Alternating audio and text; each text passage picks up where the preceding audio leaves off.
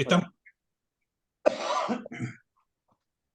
Señor, queremos darte gracias por la oportunidad que tenemos un martes más de abrevar nuestro corazón a los pies de tu palabra. Gracias, Señor, por Omar, que está dispuesto a enseñarnos o a expresar lo que Dios ya le enseñó a él, y nosotros dispuestos también con el corazón abierto a aprender.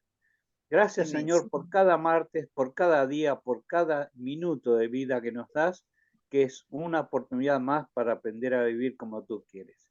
Bendícenos en esta noche, Señor, ayúdanos a refrescar nuestras mentes, a guardar en el corazón lo que cada uno reciba y que podamos vivir conforme a tu santa y divina voluntad. En el nombre de Cristo, nuestro Señor.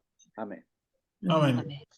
Bueno, Omar, bienvenida oficial, ya te la dimos, así que estamos re contentos de tenerte de nuevo. Gracias por el esfuerzo, gracias por prepararte para esto.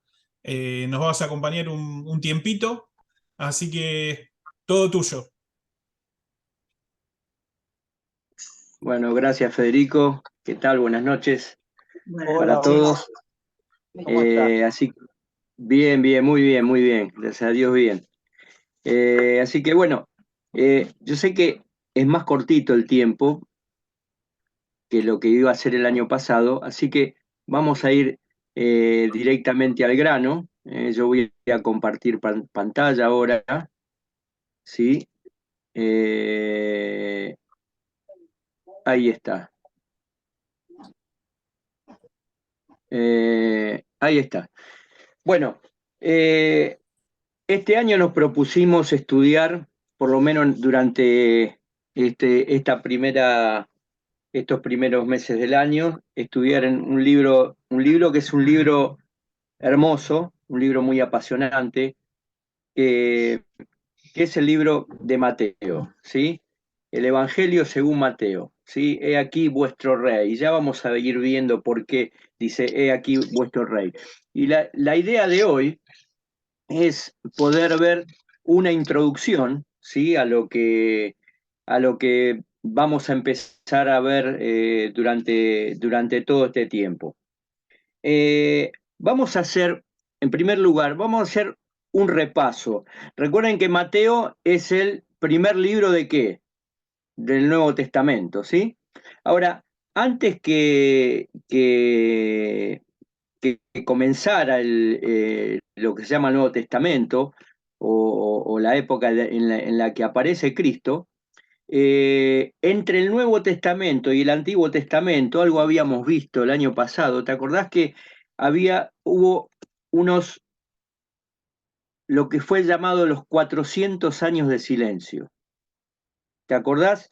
Fue un periodo en donde Dios no habló al pueblo de Israel, donde Dios no levantó profetas para comunicarse con su pueblo. Por eso, ese periodo que duró 400 años fue llamado precisamente 400 años de silencio. Vamos a ver un poquito qué pasó durante esos 400 años para ir entrando en contexto, ¿sí? Y calentando motores para poder ver Mateo. Mirá, hubo hechos y acontecimientos, ¿sí? Durante esos 400 años. ¿Cuáles fueron? Bueno, hubo acontecimientos políticos, ¿sí? Religiosos y literarios, ¿sí? Recordad que la Biblia no está aparte de la historia, ¿sí? La palabra de Dios está dentro de la historia, ¿sí? Entonces, todos los acontecimientos que están en la Biblia estuvieron rodeados por acontecimientos exactamente políticos, religiosos, literarios, igual que en nuestra época, igual que en todas las épocas. Mira, ¿cuáles eran los acontecimientos políticos? Bueno, ahí cuando empezaron esos años de silencios, ahí después de Daniel dominaba el imperio medo-persa, después fue conquistado por el imperio griego. Cuando uno dice imperio, empezaba a ser el gobierno mundial, el que era la potencia de ese momento, como si decimos ahora, no sé, Estados Unidos, ¿sí? Otro acontecimiento político después del Imperio griego, que se dividió en 4 partes, vino el Imperio romano desde el 63 a.C. hasta, dice, hasta la era neotestamentaria, que sabemos que el Imperio romano era quien oprimía al pueblo de Israel, que tenía sometido al pueblo de Israel. Mira, acontecimientos religiosos, hubo un nuevo lugar de reunión, ¿sí? Empezaron a salir las sinagogas, y no siempre eran las reuniones, eran caseras. Empezaron a aparecer nuevos grupos religiosos, tanto fariseos, saduceos y herodianos. ¿Quiénes eran cada uno? Bueno, mira, es muy fácil para resumirlo y para que esto nos quede para siempre, cuando cada vez que leamos en la Biblia. ¿Quiénes eran los fariseos? Bueno, mira, los fariseos básicamente creían en la resurrección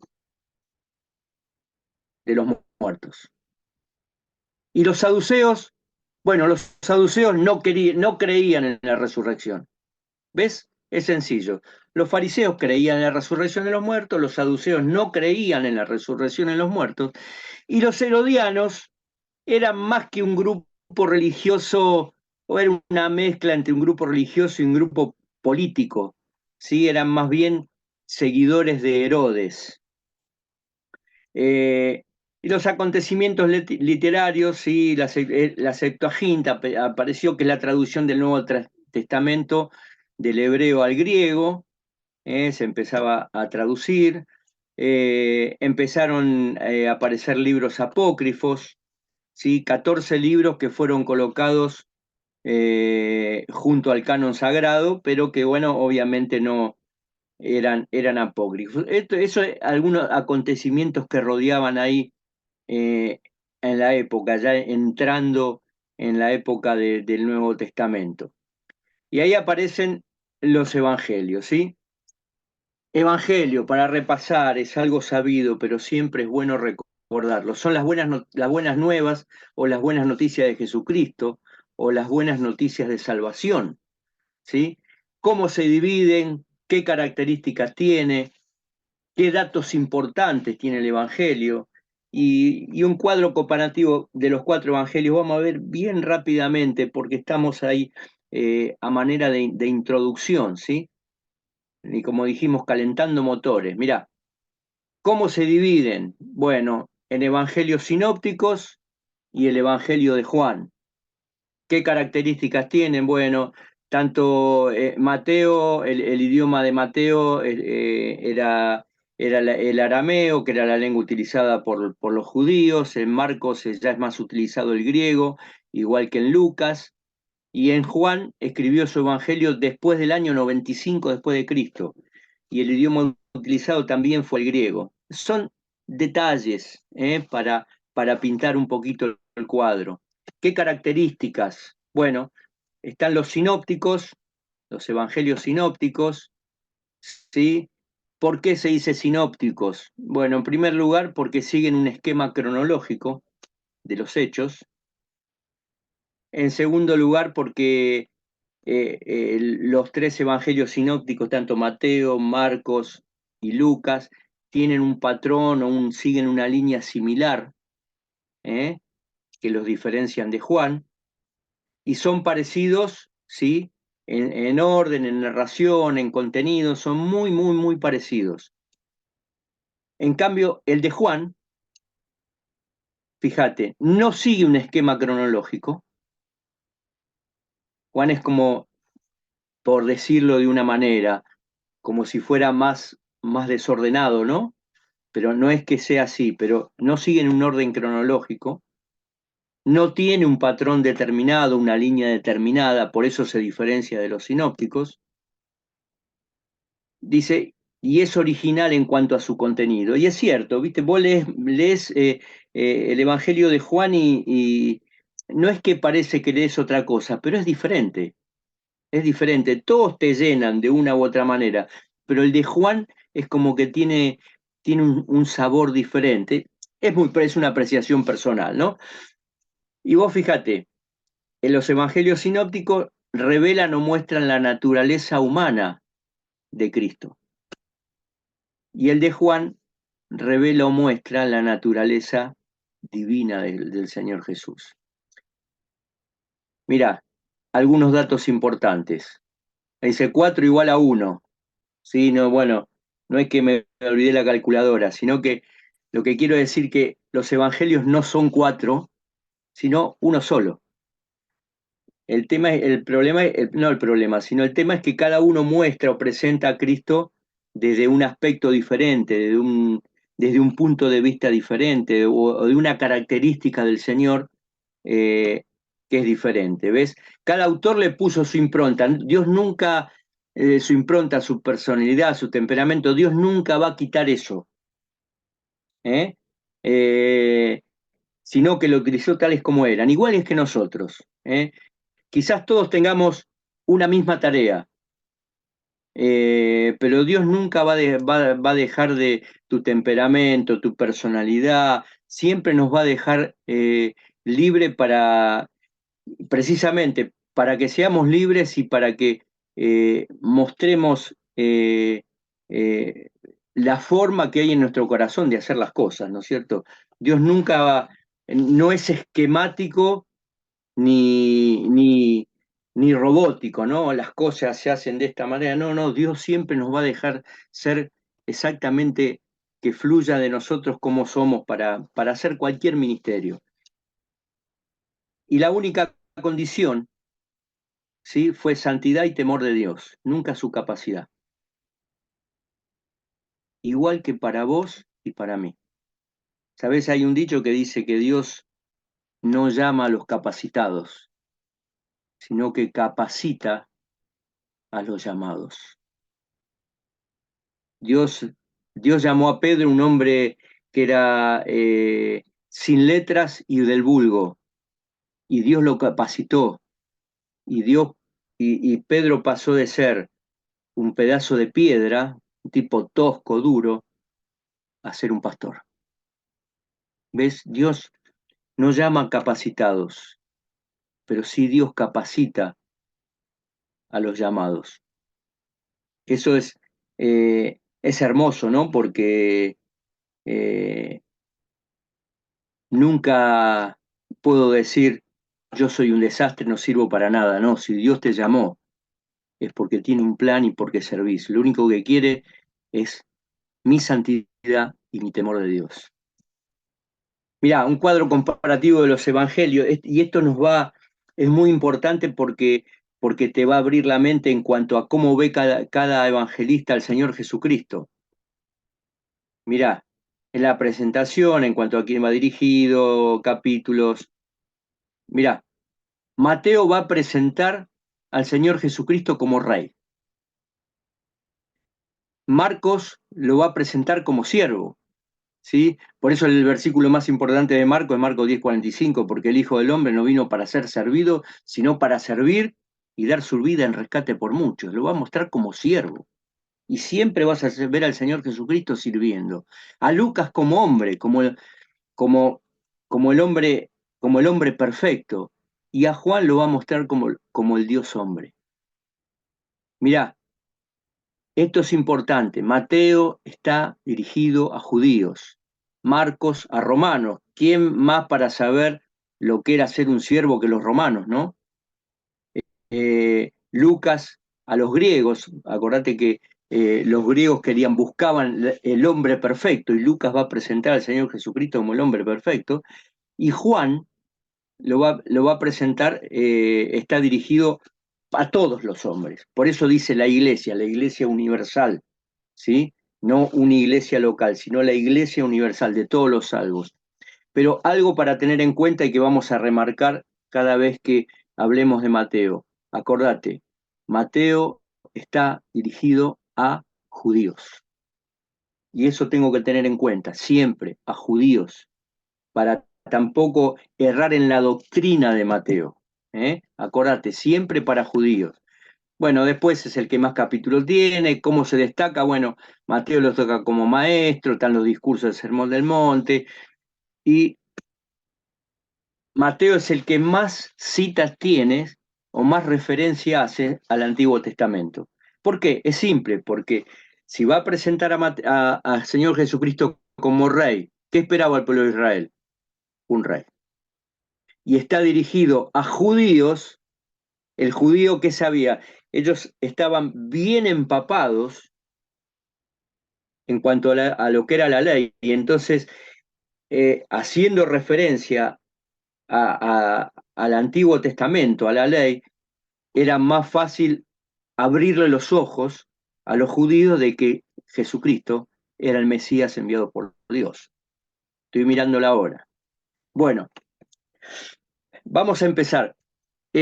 Podemos presentar a Mateo o armar un esquema de Mateo o armar un bosquejo de Mateo de diferentes maneras, ¿sí? Lo podemos estudiar capítulo por capítulo, podemos estudiar por conjunto de capítulos. Vamos a ver de todo un poquito. Hoy vamos a ver una introducción y después a partir de la semana que viene vamos a ir desgranando en la forma en que los vamos a ver. Mirá, el Evangelio de Mateo es llamado el Evangelio del Rey de Israel. ¿Te acordás? Mateo va a presentar a los judíos a Jesucristo como el Rey. Por eso la palabra reino está 55 veces y la palabra reino de los cielos está 32 veces. ¿Sí? No era, para un judío no era raro escuchar reino de los cielos, por eso es el reino de los cielos se ha acercado. ¿Sí? Es un gobierno terrenal con leyes celestiales, eso era el reino de los cielos. Eso es lo que vino el Señor Jesucristo a ofrecer. Y precisamente lo que vamos a estar estudiando en estos martes es el reino ofrecido. Es fácil, es del capítulo 1 al capítulo 11:1, todo uno, no te podés equivocar. Entonces, el bosquejo de Mateo lo podemos hacer el bosquejo resumido y para que nos quede más en la mente se divide en tres. Mira, el reino ofrecido, el reino rechazado, el reino ofrecido y sus derechos expuestos. Un poquito lo que vamos a ver hoy en resumen. El reino rechazado e Israel descalificada, ahí del 11:2 al 12:45. Y por último, el reino postergado y la iglesia revelada. Ahí es donde empezamos nosotros. Sobre algunos discursos que se ven en Mateo, mirá, genealogía, el sermón del monte, parábolas, etcétera. ¿Sí? Por eso es un libro hermoso, Mateo. Pero para que tengamos en mente, lo vamos a dividir en tres: reino ofrecido, reino rechazado y reino postergado. ¿Por qué decimos ofrecido, rechazado y postergado? Porque el Señor Jesucristo, sabemos que Él va a volver en su segunda venida y va a instaurar el reino, que le decimos reino milenial, ¿sí?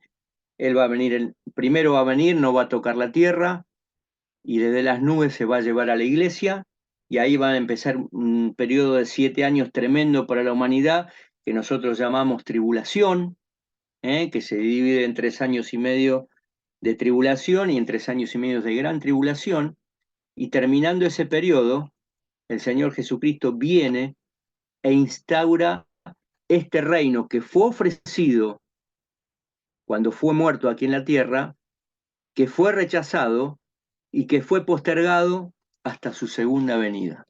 Ese reino milenial va a ser el reino que el Señor Jesucristo vino a instaurar en su primera venida. Por eso dice, el reino de los cielos se ha acercado. Es el reino milenial con las leyes celestiales. Mirá,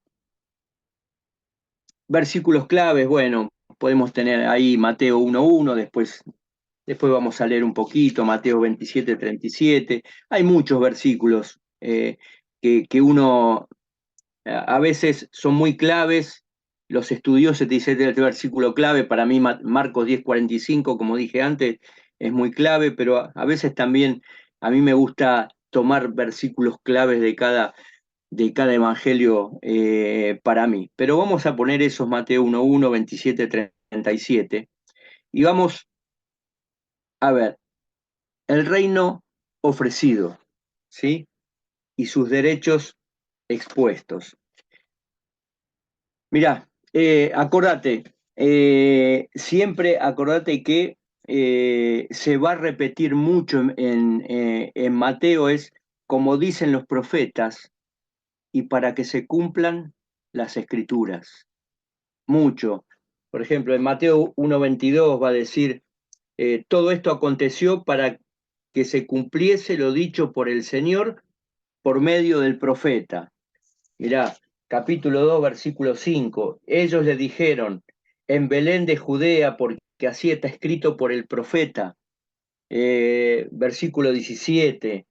Entonces se cumplió lo que fue dicho por el profeta Jeremías cuando dijo, voz fue oída en Ramá, grande lamentación, lloro y gemido, Raquel que llora a sus hijos y no quiso ser consolada porque perecieron. Esto te acordás cuando Herodes fue y mató a todos los niños menores de 2 años por miedo, porque le dijeron nació el rey, y dijo, bueno, yo no, acá el rey soy yo y no puedo, no me pueden quitar el trono, no quiero que nadie me quite el trono. 2:23, mirá, y vino y habitó en la ciudad que se llama Nazaret por Jesús, para que se cumpliese lo que fue dicho por los profetas, que había de ser llamado Nazareno. ¿Ves? Mateo continuamente tenía que hacer referencia para que el pueblo entendiera y se convenciera que Jesucristo era el Mesías de Dios, para que se cumplan las escrituras, porque así fue dicho por los profetas. Y no olvidemos, escrito para judíos, siempre. Por eso muchas veces se erra en la doctrina porque se hacen doctrinas de versículos o de pasajes que son solamente para el pueblo de Israel. ¿Eh? Y vos decís, pero ¿cómo, Mar? La Biblia no es para todos. Sí, yo puedo sacar aplicaciones espirituales. Y de hecho siempre sacamos. Pero una cosa es sacar una aplicación espiritual para mí, y otra cosa es tomar para mí algo que era para el pueblo judío. Mirá, el reino ofrecido y sus derechos expuestos. Mirá, vamos a ver ahí algunos derechos. Lo que hace Mateo es presentar las credenciales del Mesías. Dice, este es el Mesías, esta es la credencial, es el Mesías por esto.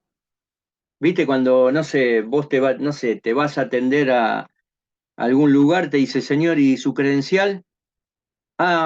Sí, acá está. Acá está, pertenece a tal sanatorio, así listo, pase.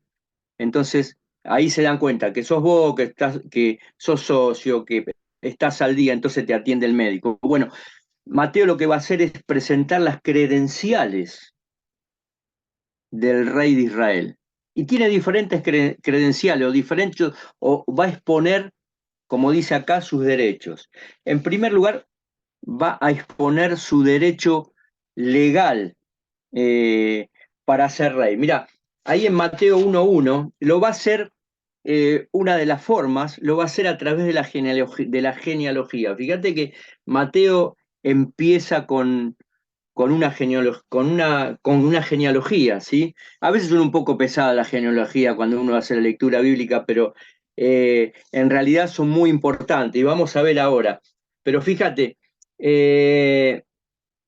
el versículo 1 dice, capítulo 1, versículo 17, termina diciendo, de esta manera, de manera que todas las generaciones, desde Abraham hasta David, son 14.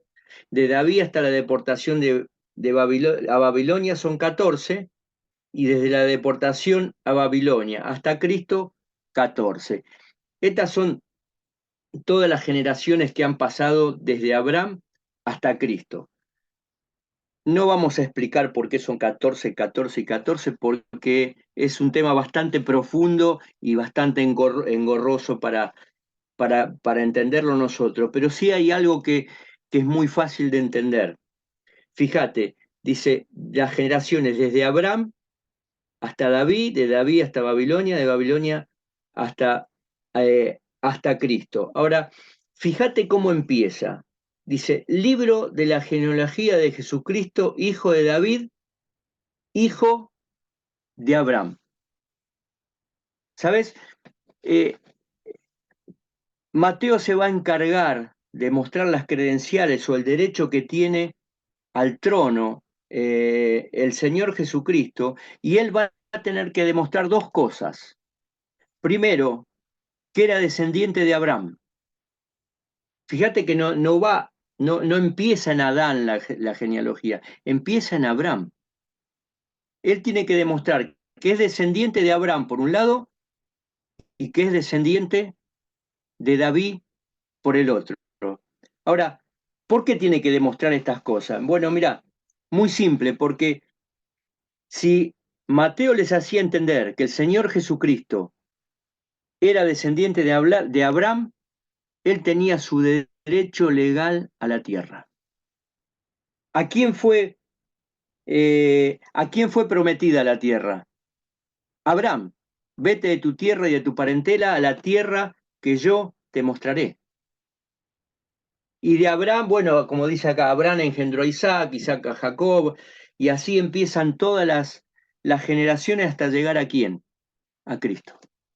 Entonces, si Mateo demostraba que el Señor Jesucristo descendía de Abraham, ellos iban a entender que dice, el rey necesita una tierra para gobernar, y tiene que ser descendiente ¿de quién? De nuestro padre. El padre por excelencia de los judíos, la tierra, dice, de la tierra de Abraham, de Isaac y de Jacob. Ellos, fíjate que el pueblo judío, Abraham, Isaac y Jacob son lo máximo. Si Mateo demostraba que el Señor Jesucristo era el hijo de Abraham, era descendiente de Abraham, ellos no iban a tener problema en reconocer que ese era el rey de Israel que iba a gobernar su tierra. Y por el otro lado, ¿sí? Dice genealogía de Jesucristo, hijo de David. ¿Por qué hijo de David? Porque si él lograba convencerlos y mostrarlos que el Señor Jesucristo descendía de David, así como tenía derecho a la tierra porque era descendiente de Abraham, si demostraba que era descendiente de David, era el rey de Israel y era el heredero del trono. Viste que para el pueblo de Israel, fíjate, hasta la bandera, ¿qué tiene? ¿La estrella de quién? La estrella de David. Para ellos David es el gran rey de Israel. Y ellos esperan al Mesías descendiente, todavía lo están esperando. Lo han rechazado, pero todavía siguen esperando el heredero del trono, el Mesías, que se siente en el trono de quién? En el trono de David. Mirá, ahí en 2 Samuel, a ver si lo encuentro rapidito para que no se me vaya el tiempo. 2 Samuel, capítulo 7, ahí estaba, hace un pacto Dios, dice ahí, pacto de Dios con David. ¿Por qué? Porque te acordás que David ya había llegado al fin de sus días y dice, y ya tengo descanso y peleé por Dios, y dice, y no le pude hacer casa, y le dice a Natán, yo voy a hacer casa para mi Dios, y Natán le dice, hacé lo que haya en tu corazón, pero Dios le habla a Natán, dice, decile así a mi siervo David, dice, versículo 8 dice, ahora pues dirás así a mi siervo David, así ha dicho Jehová de los ejércitos, yo te tomé del redil, de detrás de las ovejas, para que fueses príncipe sobre mi pueblo, sobre Israel, y he estado contigo en todo cuanto has andado, y delante de ti he destruido a todos tus enemigos, y te he dado nombre grande, como el nombre de los grandes que hay en la tierra. Dice, además yo fijaré lugar a mi pueblo Israel y lo plantaré para que habite en su lugar y nunca más sea removido, ni los inicuos ni le aflijan más como al principio. Dice el 11, desde el día en que puse jueces sobre mi pueblo Israel, a ti te daré descanso de todos tus enemigos. Asimismo Jehová te hace saber que Él te hará casa. Y cuando tus días sean cumplidos y duermas con tus padres, yo levantaré después de ti, dice Dios, a uno de tu linaje, el cual procederá de tus entrañas, y afirmaré tu reino. Ahora, fíjate qué interesante. David quería hacerle casa a Dios, y Dios dijo, vos no me vas a hacer casa a mí. Dice en otras partes de la Biblia, porque has derramado mucha sangre, pero yo te voy a hacer casa a vos. Ahora le decís, ¿cómo? ¿No le hizo casa a David a través de Salomón, no hizo el templo? Sí, claro. Pero Dios lo que le estaba diciendo y prometiendo era algo más grande. Dice, vos me vas a hacer casa, yo te voy a dar una casa. ¿Sabes? Pero cuando dice Dios, te voy a dar una casa, es te voy a dar una descendencia, una dinastía. ¿Ves? Alguien que salga de tus entrañas, dice yo, dice que Él te hará casa. Dice, cuando se cumplan tus días y duermas con tus padres, después de ti, dice, de ti a uno de tu linaje, el cual procederá de tus entrañas, y afirmaré tu reino. ¿Ves? Dios le había prometido un linaje. David quería darle una casa a Dios, pero Dios le dio más que una casa, le dio un linaje, una descendencia. ¿Y sabés dónde se cumple esa descendencia, ese que afirmaré tu reino? Se cumplen en Jesucristo. Ahora, está bien, no fue cumplido hoy, Dios puede hacer paréntesis y todavía hoy no está instaurado el reino a través de Jesucristo. ¿Por qué? Porque ese reino fue rechazado y ese reino fue postergado. Pero cuando después de los 7 años de tribulación venga el Señor Jesucristo, ponga sus pies sobre la tierra, ese va a ocupar el trono de David en la tierra de Abraham y va a ser el linaje de David. Hoy no está, pero va a estar en el reino milenial. ¿Ves? Eso es lo que Mateo le va a demostrar a los judíos, ¿sí? ¿Por qué tenía el derecho legal de ser rey? Después, bueno, tenía un linaje real, algo interesante, el versículo 2:18 también les va a demostrar que no fue un engendramiento único, común. Dice, el versículo 18 dice, el nacimiento de Jesucristo fue así. Y dice, estando desposada María, su madre con José antes que se juntase, se halló que había concebido el Espíritu Santo. Pero interesante, dice, el nacimiento de Jesucristo fue así. Así quiere decir que fue algo diferente. No fue como cualquier engendramiento, fue algo sobrenatural. ¿Ves? Y ese, de la otra, así como de esta manera, de la otra manera mostraba su descendencia terrenal a través de David y a través de, de Abraham, acá muestra su engendramiento sobrenatural, ¿sí? O su descendencia celestial. Mirá, ¿por qué el derecho legal para ser rey? Mirá, fue, digamos, adorado como rey y adorado como Dios, homenajeado como rey y homenajeado como Dios. En el capítulo 2, viste, cuando vienen los magos y le preguntan a Herodes y dice, sí, en Belén, y después Herodes se pone loco y quiere matar a todos los chicos. Ellos van en camino de Belén, y fíjate cómo termina, versículo 11 dice, y al entrar en la casa, vieron al niño con su madre, María, dice, y postrándose, lo adoraron. Adoraron al rey de Israel, al Dios rey. ¿Sabes? Seguramente si el Señor Jesucristo no hubiera sido Dios, algún ángel o alguien hubiera aparecido y dijo, levántense, porque solo hay que postrarse ante Dios. Y estos magos, como dice la Biblia, lo adoraron, fue adorado, pero no solamente lo adoraron, sino que fue, dice, y abriendo sus tesoros le ofrecieron presentes, oro, incienso y mirra. ¿Sabés a quién se le daba oro, incienso y mirra? A los reyes. ¿Te das cuenta? Viene de una línea real, tuvo un engendramiento sobrenatural y también fue adorado como Dios y homenajeado como rey. Son todas perlitas que Mateo va poniendo para convencer a su pueblo que Jesucristo es el Hijo de Dios. Pero bueno, dijimos, esto es un poquito su derecho legal, su derecho personal para ser rey, y se me está acabando el tiempo. Voy a ir más rápido. Para cerrar la idea anterior, él no fue elegido rey, él nació rey.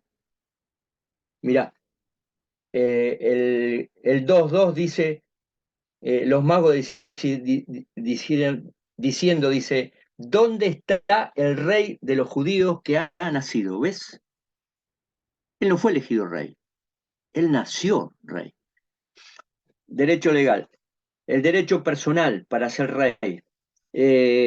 Mirá, tuvo el anuncio de Juan el Bautista, ahí en el capítulo 3 dice, arrepentíos, el 3:2 dice, porque el reino de los cielos se ha acercado. El reino de los cielos era el Jesucristo, el rey que venía a reinar sobre la tierra con leyes celestiales. Y los judíos entendían perfectamente que era el reino de los cielos.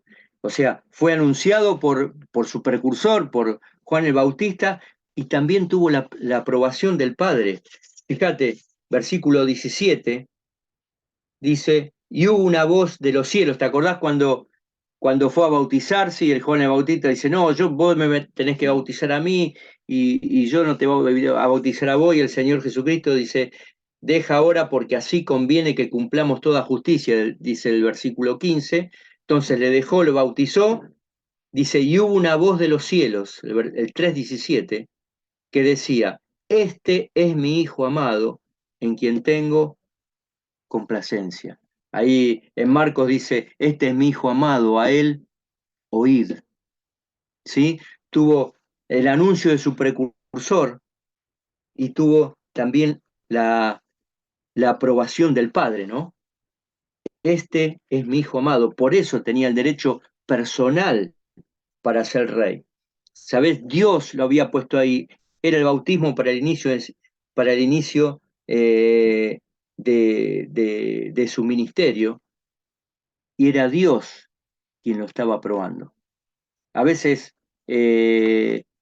pasa, y sufrió mucho el Señor Jesucristo en su ministerio, a veces pasa que somos criticados mucho, ¿no? Y no nos entienden cuando estamos haciendo un ministerio, pero lo único que te sostiene es que Dios te dijo, a vos te estoy pidiendo esto. Me pasó el año pasado en un ministerio que tuve que hacer y he tenido muchas piedras en el camino, y lo único que había en mi mente es Dios que me decía, yo te lo pedí a vos. Y eso me sostuvo, ¿y sabes qué? Y hubo fruto. Porque tenía la aprobación del Padre, que a veces es muy personal. Y el Señor Jesucristo hubo fruto, ¿no?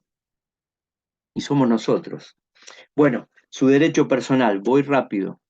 Su derecho moral para ser rey.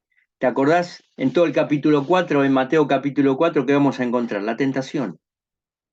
Él fue impecable, él no podía pecar, pero fue irreprensible, ¿sí?